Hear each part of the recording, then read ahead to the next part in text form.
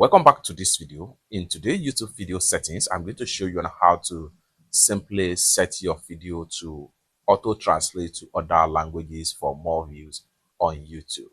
Let me show you how.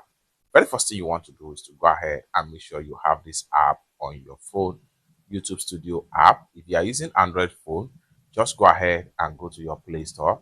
And if you are using iPhone, just go to your App Store.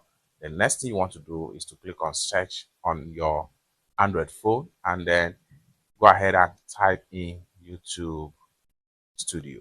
Then hit search. Then it's going to take you right here. Next thing you want to do is to go ahead and click on YouTube Studio right here. So as at the time of making this video, 100 million plus creators are using this app. So next thing you want to do is to make sure you download and install the app. After a successful download and install the app, go ahead and click on open right here. And it's going to load up to interface. If you are logging in for the first time, you'll be asked to log in with your YouTube username and password. After a successful login, it will take you to your YouTube dashboard right here.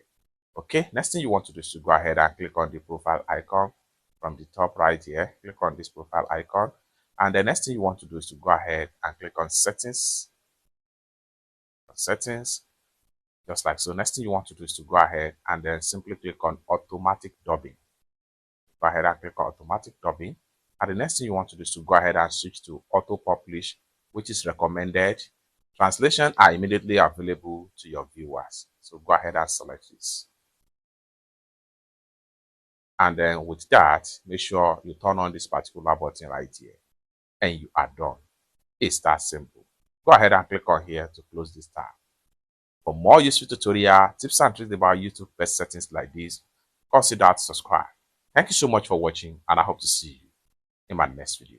Bye for now.